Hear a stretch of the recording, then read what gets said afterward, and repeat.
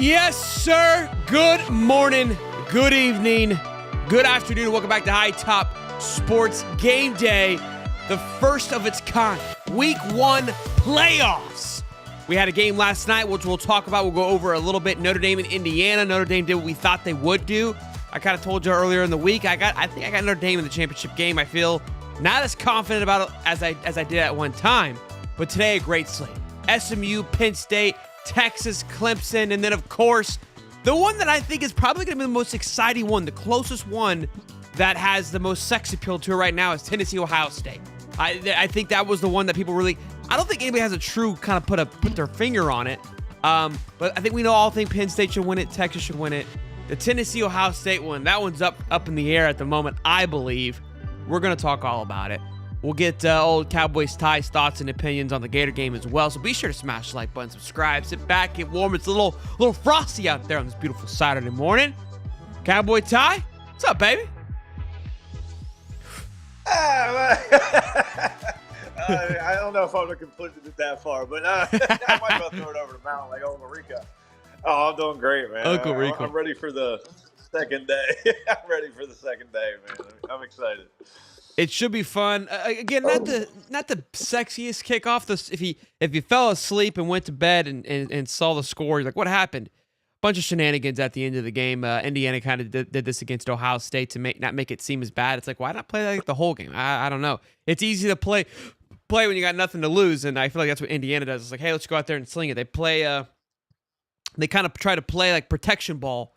You know what I mean? And kind of not make too many big mistakes. And look, you and I both talked about it last week. It's like, Indiana just doesn't have the manpower. They just got absolutely cooked. I mean, people are going to blame Kurt Sangetti and things like that. I think that he coached a good enough game to keep it somewhat close and hold Notre Dame to like 3 or 4 field goals it was. So they had that one big play from Riley Leonard, the only big passing play, and we were just talking before the show.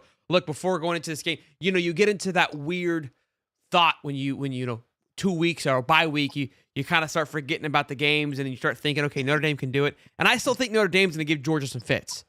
But I just thought that at times Notre Dame was kind of getting bullied by Indiana at times. And I was like, if they're getting bullied by Indiana, Georgia's going to curb stomp them on defense. And I don't care if Gunnar Stockton, Carson Beck, Jaden Rich, I don't care who's at quarterback. Just you got a running back committee. Just don't mess it up. And I don't think Gunnar Stockton will mess it up. And I'm kind of concerned with my picks now because I thought Notre Dame was going to be in a roll. I still think defensively Notre Dame is a fit, and maybe they'll kind of, and like they didn't play bad. I just think that they're going to have to show their pieces to go further in the championship. Yeah, I mean, I watched. I think Notre Dame's running game is probably one of the best in the country, and I'm not just saying that. And it's because it goes through so many people. That's stiff Jeremiah arm? Love. Yeah, Bury that man. Yeah, absolutely. Like Jeremiah Love was banged up, so they didn't get the full dose of Jeremiah Love last night. They wanted to use him sparingly, and they did. And then Jadarian Price I still believe that this team is going to cause Georgia problems because of the run game.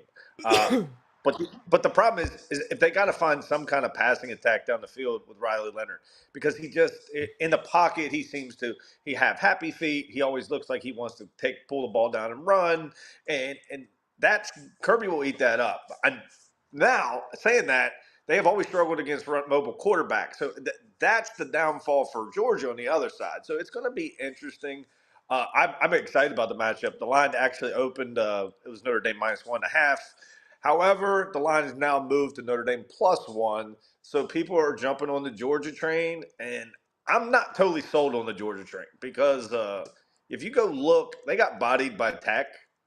And I can tell you the offensive line of Notre Dame is better than Tech.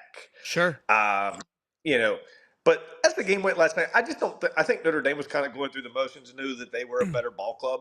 Yep. I don't think they were given the full dose. And don't get me wrong, guys. Like I know people are going to complain. See, we told you Indiana shouldn't have been there. Listen, Indiana was in the Big Ten. They went 11-1. They earned the right to be there. That's what the playoff is about. Yep. To show that you belong. They laid an egg. And actually, I think that game was won on the second drive when Curtis Rorke's got him moving and they got a little momentum and he throws a pick at the 2. And the very next play, Jeremiah Love goes 98 yards to the house. And it just seemed to never recover from that play. And those 2 plays just ultimately seemed to down them. And, they played hard, like their defense played tough, but they just couldn't get enough going on offense. And Indiana, like once again, you won your games, you deserved it, but this is what's going to happen in the playoffs sometimes. It's like this happens in every playoff. In It's NFL, you see there's it. the lopsided games where it's just they kind of come in. It's just a team you're just not you don't match up well. No, Look. I know this sounds weird. I love ping pong, and ping pong is a phenomenal game, and I consider myself a pretty good ping pong player. But there's just guys that I know, like I'll beat like everybody in the room, and then the one guy that like he'll beat, or some guys beat this guy, but the style of his game does not bode well with my game, and I'm in a dogfight with this guy. But like three other guys that I just got done wallywhopping beat him, right? But for some reason, the way that we just are synced up, like how he plays, it kind of can affect me a little bit. Same thing applies to football when you kind of get into a little bit of a rhythm. But look, I think Indiana, I mean, did something that nobody expected them to do. And it kind of played, they played in the Big Ten. They had I would say, an easier path through the Big Ten. But yeah, you can't argue should they've been there, should not been there. I think, like you said, this is why you have the 12-team playoff, because I think we're going to see a lot of these first-round games like this. Like there is going to be some lopsidedness to it, and for at least the first couple of years, just because there's this is where we argue there is a lopside to college football. So when you start getting into that third and the second and third tiers of these conferences, yeah, there's a drop off, right? Indiana is the drop off for the Big Ten at least. And Indiana can't control who was on their conference schedule. I mean, like that's the conference schedule they were given. I mean, and they did what they were supposed to do. And it's not like they play in a bad conference. Like they were given the opportunity. They won all the games. They beat a Michigan team that Ohio State lost to. Yeah, I get it's a rivalry game between those two, but like they beat Michigan. Michigan beat Ohio State. Like it was a lot of weird things that happened. Like that. Notre Dame's a good football team. Ole Miss couldn't. Like, let's just put it. Notre Dame's a good football team too. Like, it's not like they are. Let's not get twisted. Yeah. I think that's where we're trying to like justify like Indiana. Like, no, like Notre Dame's a good football team, and I don't think we should look. If the rules weren't the way they are, Notre Dame would be in the Final Four. They'd be in the Elite Eight, I guess. They would have a bye this week, but because they're not in a conference, they got pumped to that 5 spot, or right 5 or 6, whatever they're at. So. They got to the 6, but the 6, yeah. If they were in a conference, they would have got a bye. Yeah. So, and again, that's you'd have a different team playing it should have been like an SMU Indiana, right? That would have been a little more of a legitimate first rounder. Even Clemson Indiana, I think would have been a little bit better. But yeah, Notre Dame is probably out of I mean Texas, you could argue too, but one of the teams that we've kind of said the way that it is kind of weird because they should have been a bye. But look, Let's move on to the next game. How did you think about Florida and DJ Lagway? I want you to get, because look, what I love about your thoughts and opinions, again, you've always been very critical and I think fair to DJ Lagway and with the things that he does to the game. There's people calling for his head because of yesterday wasn't what. Well, what's funny is you and I talked when the Georgia game, he was like 6 for 12, I think, for like 70 yards, and I think he threw 300 yards yesterday. And now they're like, yeah, the kid's washed. It's like, I mean. Yeah, I don't know. People are insane, man. Give me that guy. I'll take him. If you guys don't want him, send him over here to Florida State. If he's not 28 for 31 and 425 yards and 3 touchdowns, we don't want him. That's just how. Well, yeah. Look, I watched the game, like at first, it seemed like to me that Florida was, they were lackadaisical in the first half, and it was like, it's a Gasparilla Bowl. Like, who gives a shit? Like, let's not get it twisted. Like, nobody cares. I don't want to say nobody cares, but it's not as don't get hurt. Don't get hurt. Let's run through. It's a glorified scrimmage. Yeah. It is, and that's what it is. It's a good way for these guys to get reps. And as you saw, I mean, I think you guys ran like 5 or 6 guys on running backs, and Ball and Jackson, they were running the ball well. And DJ made a couple mistakes in like the red zone, but he's a freshman. Like I listen, I thought he threw the ball pretty well. I mean, I don't think he played awful. They won 33-8. Like, I don't know what you guys want. Like, we wanted 63 to 3 is what we wanted. Yeah, I guess they want that. But, like you said, Tulane didn't have their quarterback. He transferred, so they're playing a backup quarterback. And like you said, it's a freaking glorified scrimmage. DJ Lagway is going to be fine. I promise you. I see the kid throw the football. He's completely fine. He throws a good deep ball. He's smart. He's intelligent. Like, I texted someone last night and I said, I hate to say this, but the team next year that everyone needs to watch out for in the SEC is Florida. And that is the stuff. That's coming from an FSU fan. Y'all simmer down there. And again, the guy still has a hammy issue. Like but I just wanted to get your thought because obviously I'm biased, so I wanted to get somebody who's not biased. Boys and girls, the show is brought to you by. Good. Just stupid. Just Oh, stupid. It's just stupid. I mean, mayhem. it's dumb. It's mayhem. This show is brought to you by BetUS. And again, this whole season is going to be fun to be playing games. I put 50 on Notre Dame last night to cover -7. That paid off pretty well for me, so pretty pumped about that. But yeah, BetUS. Use the code YouTube150 to get back 150% on your first deposit, then 125 on your next two. Up to $2,000. We're going to be talking about the spreads all day today with Penn State, Clemson, and of course Ohio State and Tennessee. But first on the bid here, which is powered again by BetUS, is SMU Penn State. First of all, I don't know if you saw the graphic that the ACC posted about with the Pony Express, but absolutely phenomenal graphic. I don't know did you see it? I did not see it. Oh my goodness! While you're talking, I'll see if I can find it again and pull it up. I love stuff like that, and I definitely geeked out a little bit. They even showed how they made it because it was just that good. I would love for the Ponies to demolish Penn State. The neutral site, I feel a little more confident. I really think you got a team coming from Texas going to go play in that whiteout game. It's frosty up there, and Penn State's just going to thrive. The place is going to be absolutely manic. And look, I give Penn State and James Franklin's crap. I feel like it's kind of going to be like the same thing, like we saw last night with Indiana and Penn State. I think that, or Indiana and Notre Dame. I just think that the Penn State, the line, just the trench work. Drew Allard is an way too early Heisman favorite for next year. I think that's a bit much, but a lot of confidence going in with him. Penn State has a sound football team. They kind of went toe-to-toe with Oregon. Like, they're not going to come in here and fall flat on their face. SMU, I think they can score at will, but they've got some holes. And I think Penn State is sharp enough to get through this game and be able to handle it. I think -8 is going to be no problem. Thoughts? Yeah, I mean, I sit here and I look at this game, and it is, and it's a trenches game that is going to be the struggle for SMU. The fact that people think Drew Aller is going to win a Heisman is crazy because Penn State's never going to allow him to win a Heisman. That's insane. Yeah, Penn Like State they don't play that kind of football. I mean, they just don't. But yep. Jennings now Jennings is a favorite next year. He's one of the favorites next year to be in a Heisman contention. And I can tell you, this kid can play. I know a lot of people probably don't watch SMU, but him and Brashad Smith have got a little connection there in the backfield. And Jennings, they can score. I think though, at the end of the day, when you sit here and you look, like, I think it's a clock-controlled game. It's Katron Allen. It's Nicholas Singleton. It's Tyler Warren. I just don't think, once again, it's the boys up front that are going to be the difference in this ball game. The lines, I think, is substantially – SMU defensive line is nowhere near as good as the Penn State offensive line. And I just think the running game is the difference for Penn State, and that's how they're going to play. And then I don't know if their defense is as good as advertised after what I saw against Oregon. Now, don't get twisted. Oregon's one of the best offenses in the country. But I think that Penn State's defense does enough to beat SMU. Once again, I think it's a wear-down game. You're going to battle, but your depth doesn't allow you to just hold up. And the offensive line will eventually beat that defensive line down. I think they'll start gouging them for 4 and 5 yards a pop.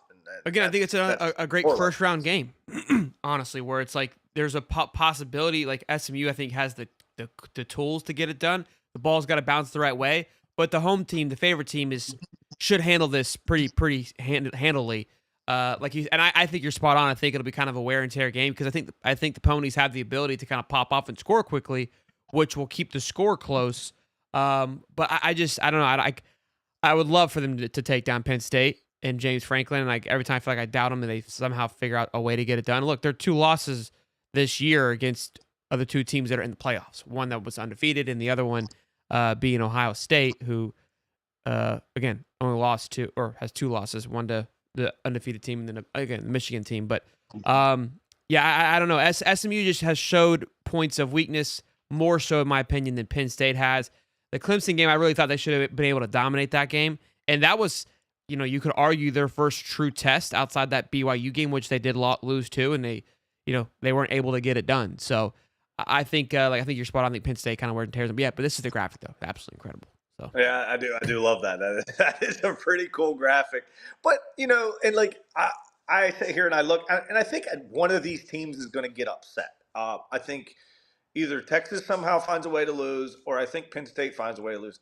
And I'm not saying I think Penn State's the better team. I think Texas is the better team.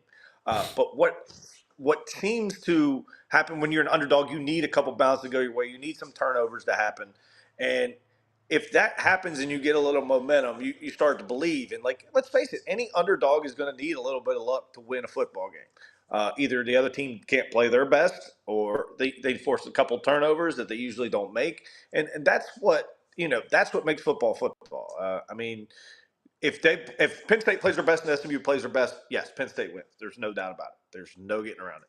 So I just think that knowing what we can't tell if they're going to drop the football or if they were out drinking last night, if they were getting hammered. We don't know that. Yeah. What we know is they have the talent to win, to beat SMU. That's what we know. I got a weird feeling that I was going to put a little parlayer on just all the favorite home teams winning today. I don't see. I don't hate it at all. Yeah, I don't see them losing. I just don't. I mean, it started with Notre Dame. I don't see Penn State losing. I don't see Texas losing to Clemson. And when I go to think and Ohio State, that one again I think is the closest one, which we'll talk. It's the late night game, and I guarantee that'll be the one that Ohio State blows out. And these two are the upsets, right? But I think you could really, just take all the favorites and be completely content here. It's weird. I think we kind of get in our head of like, okay, Texas kind of, coming into the playoffs with a loss. Clemson walks into the ACC on a win. So now we're in this weird headspace. Like, okay, can Clemson upset Texas? 2 weeks ago, we wouldn't even been having this conversation because Clemson wasn't going to be in the playoff. It's just weird how quickly 1 week kind of alters our brain a little bit to think like, could this happen? Where, no joke, before the ACC game, if I would have said, hey, can Clemson upset Texas at home? You're like, what are you talking about? Right? And now Cade Klubnik, he's an early Heisman favorite. Like, we're just talking from a week-to-week basis. And again, I think Texas dominated all year. I mean, they didn't really play. They weren't really challenged. The only time they were challenged was against Georgia, and both times they lost, right? So that's where I think a lot of people are pushing back. And to be fair, Clemson kind of battled back from the ruins after taking an absolute bludgeoning against Georgia in week 1. So I don't know. It's gonna be a fun day for sure. But you like Penn State to cover 8.5? That's your final thought? Yeah. I think I think fourth quarter. I think SMU just gets worn down, and that's not a shot at SMU. They've played great football all season. They just don't. Once again, it's a bad matchup. It is a bad. SMU's matchup. already pulling some guys from the portal for the line. So like you said, the trench work is a concern. They're already aware of it. They're already going and attacking the portal. What I am excited about today too is that I believe the portal is going to get a little bumpy over the next 48 hours after we lose some teams. Now, I don't know what talents at Indiana. I'm sure there's some guys that'll probably be looking too. So that's a team now that's on the chopping block. We're going to lose a Clemson or a Texas. Clemson, I mean, I don't know what's there, who would leave right now, but Texas, they've got a plethora of talent with the money they spend. If they were to go down, that could be an interesting one to watch. And then, of course, Ohio State, which we'll get into. I do want to talk about that because I think if they were to lose, there's a big kind of accordion effect that could happen. And we'll get to that. But yeah, I mean, I'm with you. Look, I think Clemson, here's a big for Clemson because they didn't recruit very well. They think they finished like 33rd, which is the worst Clemson's finished since the Dabo era, I want to say. And kind of people are scratching their head because like, hey, you've been vocal about not being in the portal, and now you've recruited horribly. They signed 2 people in the portal thus far, which is different for them. So could this be a portal push for them as well? Could they maybe make some more noise today with going up against Texas? Look, I think there is a weird thing about Dabo and playing in this playoff game. There's experience with him here. Now, you've got Quinn Ewers, who played in a championship game last year with Sark.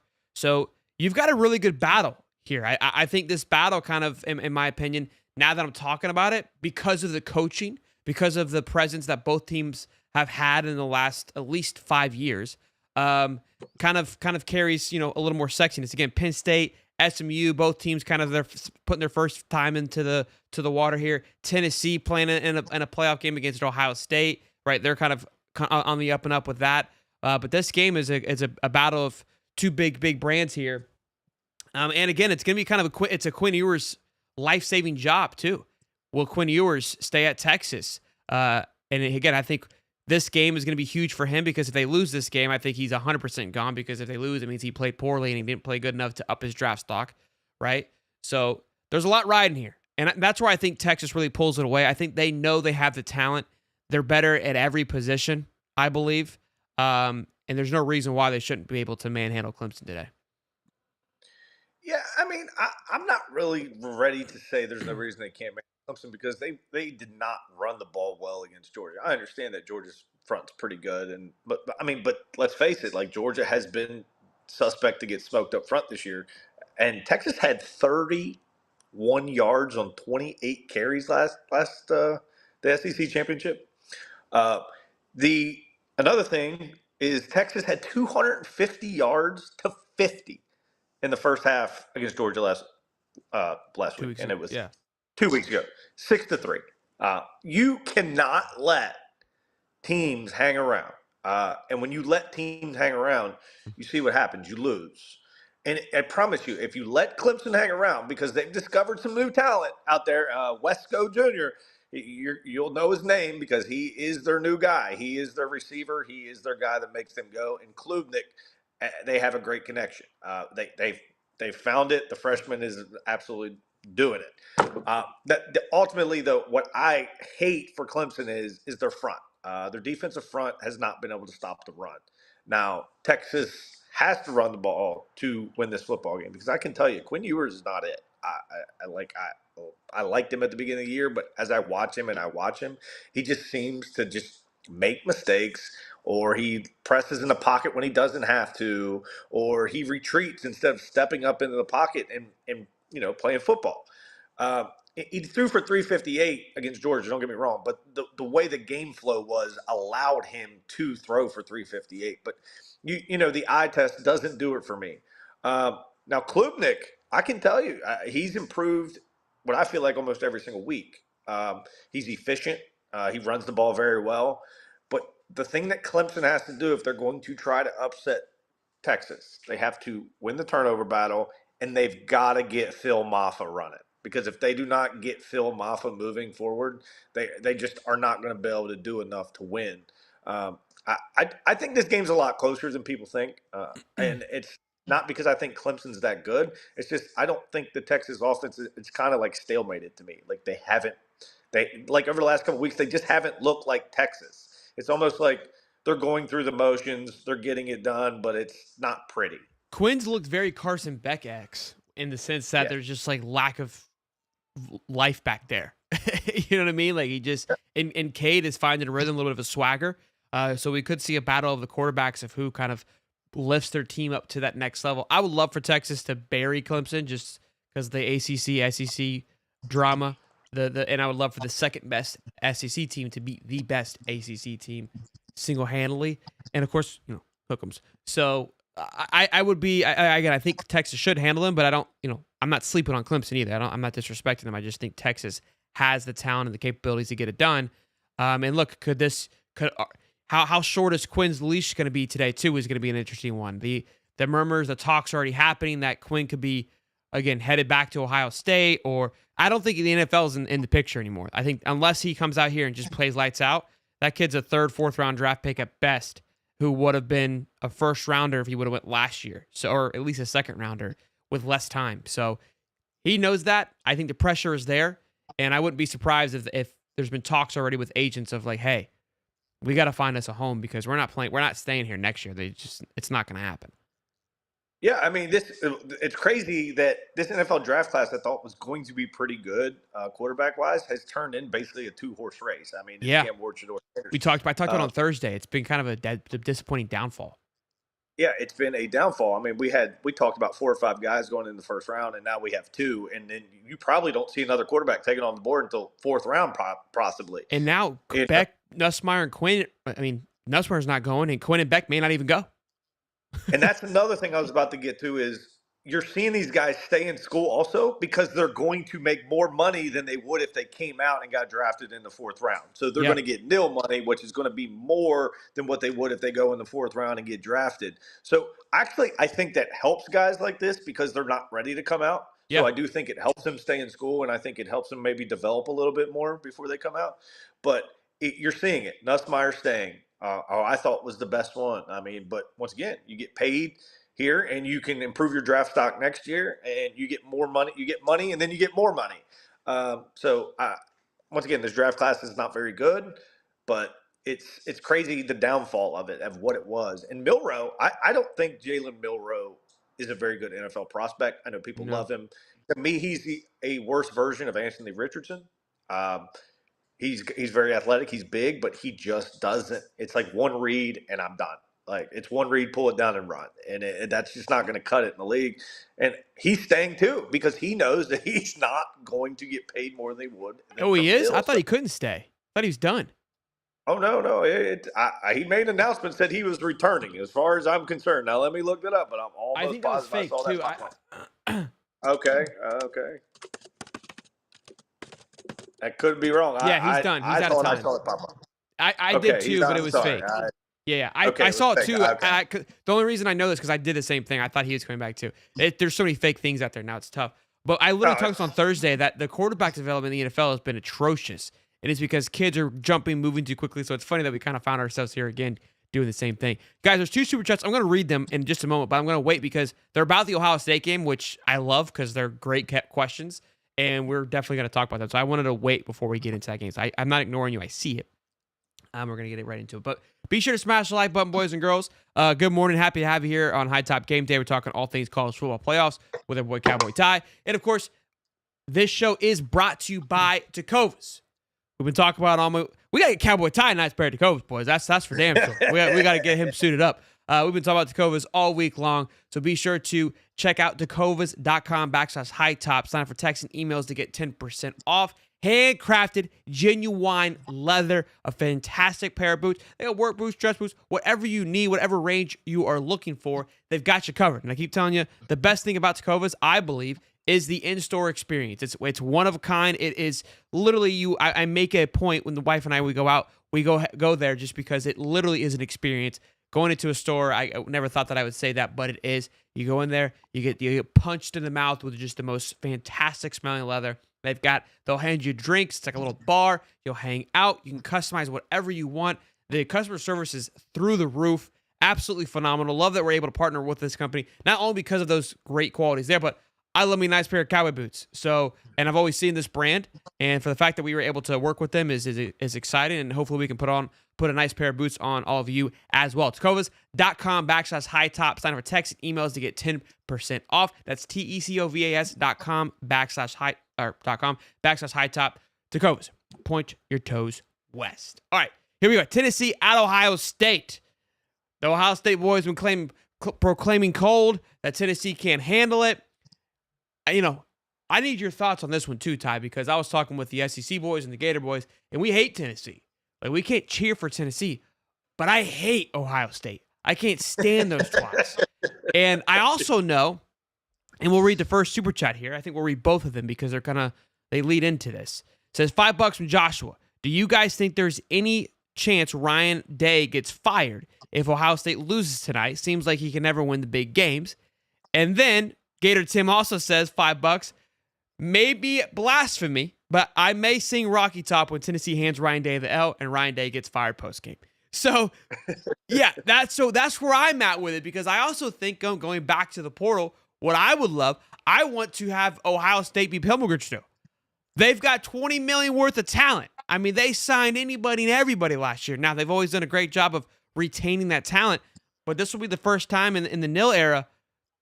So they could get Pilgrimage through pretty quickly. And again, last year, Ryan Day kind of turned on that NIL flow money, right? Said, we need this money. And they go and they do that. They lose to Michigan and lose first round. I would imagine those guys that invest that money would be a little reserved on putting it back out there. So they're spending some heavy cheddar. Brian Hartline, could he become available? Does he get moved into the head coaching? There's just so many things that could happen. Florida's obviously eyeing Jeremiah Smith. I don't know if that happens. He's an expensive, hot commodity, but there is a lot of talent that could be looking elsewhere if Ohio State were to fall at this game. But I also don't want to hear the Tennessee nonsense. But I would love the SEC to take down the Big Ten. That would just, if I have both SEC teams win today, taking out an ACC and a Big Ten, I'm here for it.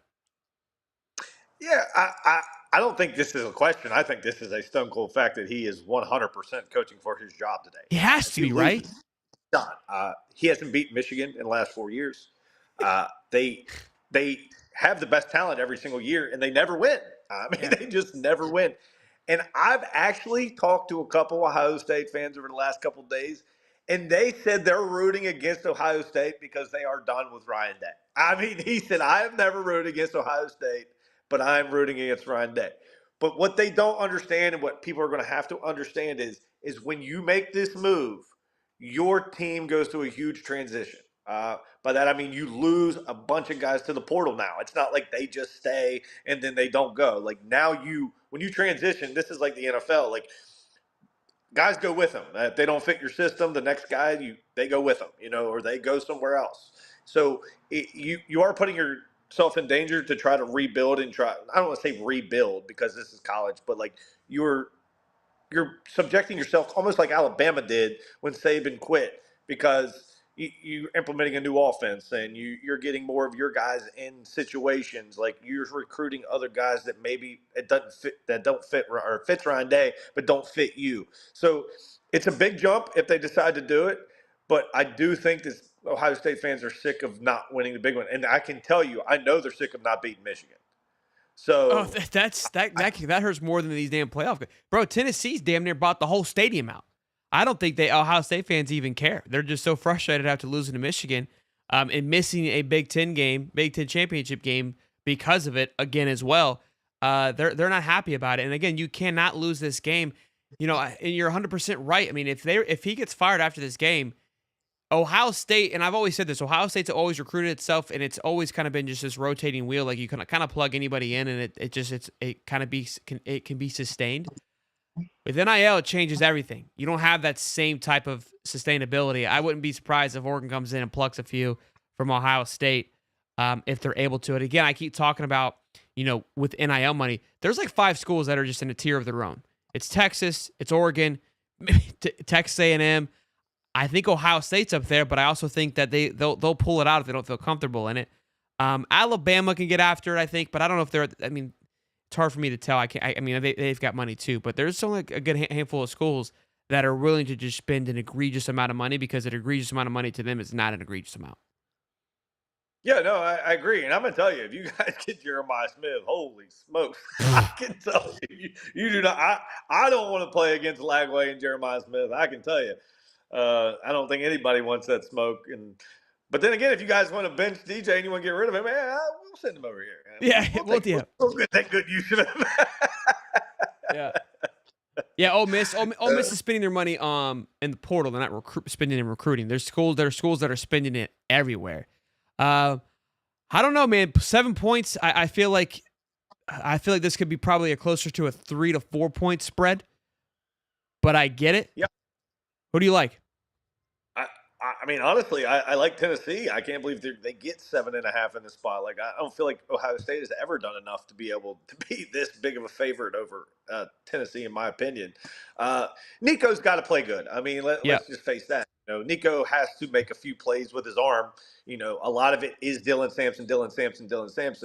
And but once again, if Nico can just make a few plays and they can get Dylan Sampson running, I mean, Tennessee plus 7.5 seems super disrespectful. I think it should be like a more than a 4.5 kind of football game than 7.5. But I think defensively they'll be able to keep Ohio State. Will Howard hasn't really impressed me much, and I think offensively with Sampson and Nico, just don't be stupid. Don't mess up, and I think that they'll be fine. I like Tennessee here too. I think plus 7.5 is a lot for them. Like you said, I think 4-3-4 would probably be more of a reasonable one. Because you're telling me that this game that Ohio State would be favored on a neutral field. I don't know. Like I said, I don't know if Ohio State's done enough to prove to me that they should be that. But again, you can't look at the talent that Ohio State has, and it kind of just like there's no reason they should even be in this conversation. But yeah, this is probably one of the most electric matchups to date. It's gonna be cold as shit though, and that is gonna be interesting to see. I mean, I wouldn't. Do we get snow up there in Columbus? I don't know. One thing I can tell you is Will Howard is not the guy. No. I can tell you, he is not the guy. And I think he is the downfall of Ohio State. And could be. It could be the downfall of Ryan Day, bringing him there and starting him. And sticking with him, yeah. And losing Aaron Nolan, too. This is going to be the coldest game Tennessee's ever played in, apparently. what I just saw. I know we talk about the cold and stuff, but like, if you've ever played football and if you know, like, so I played a little bit of football and I can tell you it was snowed every damn day where I played. It was It's gonna be cold. 17 it was on a degrees. mountaintop. Yeah, you don't feel it after a while. It Sure. just goes away. It doesn't exist. Like you take off your long sleeves, you're ready to just get out there and punch people in the mouth. Like it goes away. You just completely forget about it. The biggest factor I think when it's cold is kicking the football because it's like a brick. Yeah. But I think they have heated balls now and stuff, so I don't even think that's a big deal anymore. So The once again, snow would be I more of think a cold's factor. I think playing in snow is something that, not everybody can be. And I would love a snowy playoff game would be just electric, but it doesn't look like That's awesome. I thought we were going to get one last night, but it stopped before it stopped. Always before does. The game started. it always does. Well, boys and girls, another fantastic Saturday show brought to you by Cowboy Ty and myself. Hope you guys enjoyed it. If you did, be sure to smash the like button. And, of course, check out BetUS. Get after it. Go use the code YouTube150. Get in on the action with these games. It's bowl week all week. I mean, we got kicked off on Tuesday. We've had a game every single day. It's been fun. Are you undefeated on in our bowl manias? I lost one game. I had Georgia Southern over Sam Houston State, and they let me down. But I am 8-1. I'm 8-1 against the spread and picking them. So we're doing pretty well on that when it comes to that. Let's do a quick for anybody that did it. Let me get to the link and let's do. Also, I started us a little Instagram page, and I've been posting some clips and posting videos. So go give it's Cowboy Tide 28. Go look at it on Instagram. All right, send me the link. We're gonna all right, we've got. Where am I at? I don't even know. I tried to get your Someone's name. Someone did Shelton's mom. Oh, I'm ranked fourth. I'm ranked fourth. I'm ESPN fan 4724913. So I'm 8-1 as well too. So Fury Guy has 9-0. Team Orange and Blue is 9-0, and Gator Boy is 9-0. We've got Ed Picks 8-1. Daniel Boylan 8-1. How are people 8-0 and 9-1? How is that even possible? What's it say? 8-0. Yeah, how are you 8-0? Yeah, I don't know. Like usually, if you don't pick a game, you get an L. I picked. So what game did I get wrong? You can go in there and look. I had the Georgia Southern Sam Houston State game. Yeah, I picked Sam Houston. Because I remember they beat Liberty. That was why I picked Sam Houston. Oh, I picked Western Kentucky and James Madison won. Damn. There you go. Okay. I saw that Sam Houston State lost 12 guys and Georgia Southern lost 3, so I went with that. And well, that didn't work. My picks today are Ohio State, Texas, and Penn State. So I went with the favorites. Went with the chalk. I like it. Yep. I guess I can go in there now and pick that first playoff round, right? Because now that we do have. You could pick that Notre Dame Georgia game for sure. Yeah. Yep. There it is. I'm gonna go ahead and pick Notre Dame and lock my pick in for that. What's the line on that game? What's the line say? Does it give you a line? -1. Oh no, that's Notre Dame. 11-1. That's 11-1. Georgia's favorite -115. Or no. Okay. Yeah, -115. I can't see the spread though on this particular page. Gotcha. But it's close. It's close. This is fun. Good stuff. We'll check on it next week. Next Saturday, there's a great slate of games. Miami plays. I think it's a bunch of big bowl games next Saturday. So we'll talk about all those next week. We'll figure out which ones we're gonna do. There is somebody that's 4-3. Who's dead last? Let's make fun of them. South Georgia boys 4-5. All right, you suck.